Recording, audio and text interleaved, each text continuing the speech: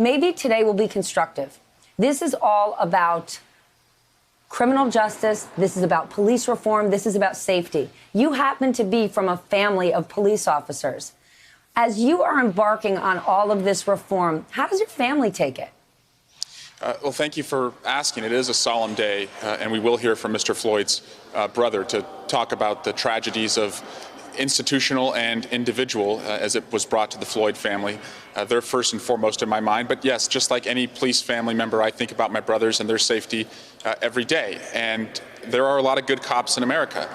Not every cop is a bad cop, but we are learning that there are too many exceptions. And so we are seeking through the Police Justice Act to try and bring reforms that can make sure that every person is treated equally in America. And that's what my brothers and my dad, who was a cop, happen to believe too. These reforms don't have to be. In fact, if they're done properly, they're not bad for cops. They're good for everyone. Do you think members of our police force understand that? They're on board for it? Many do. In fact, California, the PORAC, their police union there, was one of the first to embrace body cameras.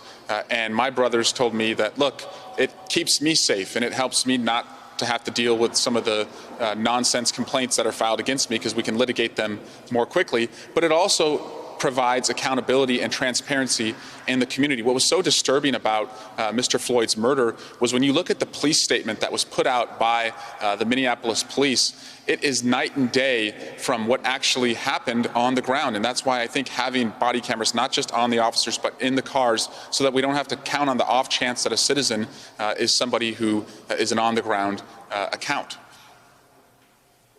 Transparency and safety should not be political, but somehow everything ends up that way.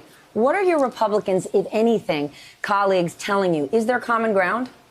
Yes, there is. I think they get that this has to be a pivotal moment, that we cannot continue to see tragedies like what happened to Mr. Floyd. And Stephanie, I was a prosecutor in the office that prosecuted the cop that killed Oscar Grant in Oakland, California. And you remember a lot of that case revolved around Americans arguing whether the cop should have acted in the way that he did. And we saw that in some of the other tragedies with Michael Brown, et cetera. Here, there's no dispute about what the officer did. You know, no one is saying that he had a right to put his knee on Mr. Floyd's neck. And it actually puts us, sadly, the officer felt so brazen that he could do that. But because there's no dispute about what happened, I think we're allowed to have a conversation about what we can do to make sure it never happens again. A conversation is important. When we don't get to a conversation, it's when we hear things like, people want a lawless society. They want to abolish police. They want to cut all the funding. I don't believe that's what you want. No. When you consider police reform, what does that look like? Again, police reform recognizes that police officers have power and authority, and to be powerful, that means that we need to give them, of course, the weapons that they need, but we could also invest in de-escalation and not necessarily send an armed police officer to every situation that may not warrant escalating the situation. It means that we invest in, as I said, body cameras, that we take away some of the tactics that they've used, like chokeholds, that we don't necessarily need them to have militarized equipment that just intensifies the situation on the ground. But we also look at budgets in communities and recognize that sometimes instead of overfunding the police department, you could invest in schools and jobs and healthcare and invest in hope in places that just don't have it today. Do you see a lane where you can create this and do this with your Republican colleagues? Because in the last 24 hours, just look at the president's tweets.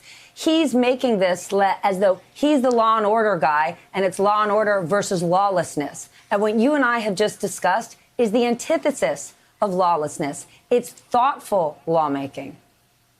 Yeah, and I think if Republicans recognize that the president is frankly not constructive as we try and have a impactful week of legislation and talk to their constituents, because overwhelmingly we're seeing in the polling that Americans believe that African Americans are treated differently by the police than white Americans, and that that's wrong, and that we have a responsibility in Congress to do something about it. And so I think we should do our work in the House and the Senate and then bring the president the bill, and he'll sign it because most of the time he does what he thinks polls tell him to do anyway. So I think we just have to keep him irrelevant for now and do the work that people are demanding we do for justice for Mr. Floyd and every person who wants to make sure they're not in the position he was in going forward. Hey there, I'm Chris Hayes from MSNBC. Thanks for watching MSNBC on YouTube. If you want to keep up to date with the videos we're putting out, you can click subscribe just below me or click over on this list to see lots of other great videos.